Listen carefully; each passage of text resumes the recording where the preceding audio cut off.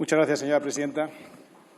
Señores diputados, las circunstancias que, según la Ley Orgánica de Estabilidad Presupuestaria, justifican un extraordinario incumplimiento de las reglas fiscales son claras. Catástrofes naturales, recesión económica grave o situaciones de emergencia extraordinaria que escapen al control de las administraciones públicas, perjudiquen considerablemente su situación financiera o dañen su sostenibilidad económica o social. Se nos ocurren pocas circunstancias tan claras y extraordinarias para justificar la activación de la excepción prevista en nuestra Carta Magna. España vive tiempos difíciles, extraordinariamente difíciles. Su origen es verdad que lo encontramos en la China comunista, pero también es verdad que su magnitud y el impacto en España deriva directamente de una gestión altamente negligente por parte de este Gobierno. Del mismo modo que hoy viene a suscitar flexibilidad fiscal, por la misma causa, porque tienen la peor gestión que se ha realizado en ningún lugar del mundo. La respuesta a la emergencia sanitaria y de salud pública perpetrada por este Gobierno solo puede calificarse de incompetente. Incompetencia en el cierre de fronteras, en la tardía declaración de la pandemia, en la protección o falta de ella de nuestros sanitarios, en el establecimiento de medidas de protección, la desescalada, negligente en todo. El resultado son más de 56.000 compatriotas fallecidos. Por eso ustedes no deberían volver a decir nunca más que no dejamos a nadie atrás. Tenemos el récord mundial de sanitarios contagiados, una recaída que ya es alarmante. Pedro Sánchez declaró solemnemente haber vencido el virus antes de verano y unas semanas después ya liderábamos el mundo en contagios de la segunda ola. La respuesta a los problemas sociales ha sido y sigue siendo insuficiente, señora ministra, principalmente porque toda la propaganda del mundo vale poco si olvidamos que el mejor escudo social es siempre la generación de empleo. El paro es la principal causa de pobreza, de desigualdad y de exclusión social. Y me duele ver que, una vez más, y ya son muchas, España ha destruido más empleo y más intensamente que ningún país de nuestro entorno, con especial incidencia en el paro juvenil, que es el más alto de Occidente. Y a pesar de la autocomplacencia del Gobierno, somos el país que más empleo ha destruido en toda Europa. Y, por último, la insuficiente respuesta económica no ha evitado la destrucción muy importante de una parte de nuestro tejido productivo. Señorías, sabíamos que esta iba a ser una crisis dura. Lo ha sido en todos los países, pero la gestión de este Gobierno ha superado la peor de las previsiones. Seremos la peor de las economías avanzadas en el 2020, en el año 2020, como reconoce el FMI.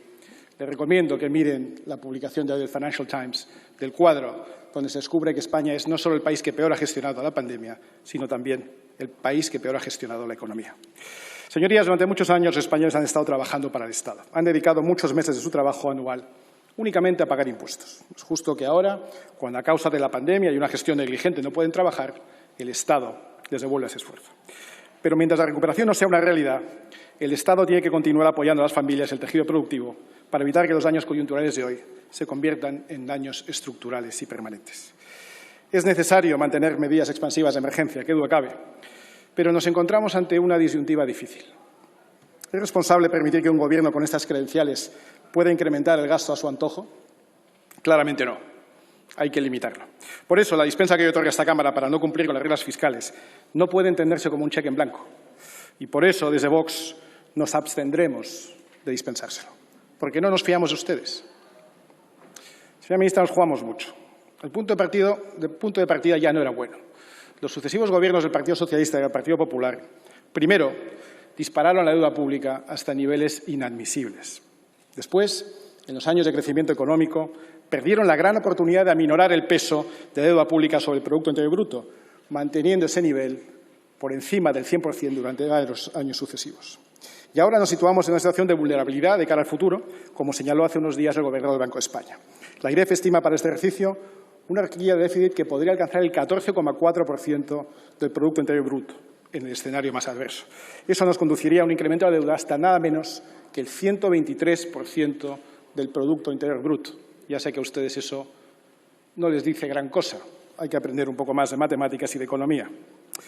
La ley obliga al Gobierno a traer a esta Cámara en el plazo de un mes un plan de reequilibrio, una estrategia de consolidación fiscal creíble que nos devuelva a la senda de la estabilidad presupuestaria. En este país se ha perdido el llamado santo temor al déficit. Y necesitamos un plan de reequilibrio que disipe y despeje todas aquellas dudas acerca de su compromiso con la salud de las cuentas públicas, con el proceso de consolidación presupuestaria tan necesaria y exigida por Europa y que sitúe nuestro nivel de endeudamiento fuera de riesgo.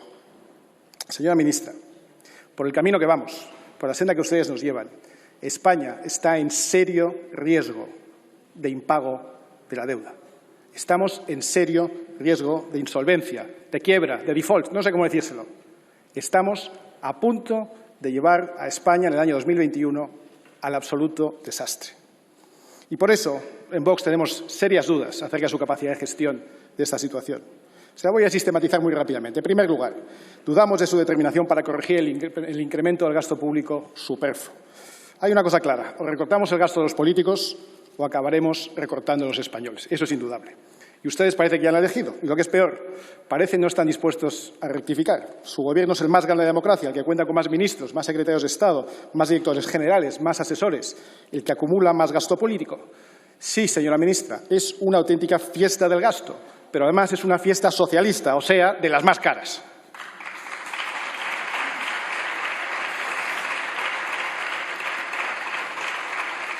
En el tiempo transcurrido desde el inicio de la pandemia, ustedes no han mostrado ninguna voluntad de recortar sustancialmente el gasto público y especialmente el gasto político. Justamente lo contrario de lo que sucede con nuestros impuestos. La segunda duda, sin duda, se refiere precisamente a la recurrente amenaza de su subida de impuestos que podría poner en riesgo la recuperación. La semana pasada mandaron ustedes un plan de presupuestario a Bruselas comprometiéndose a reducir un 30% el déficit el año que viene, pero aumentan el gasto público y fían todo el ajuste a un incremento de impuestos y eso pone en riesgo precisamente la recuperación.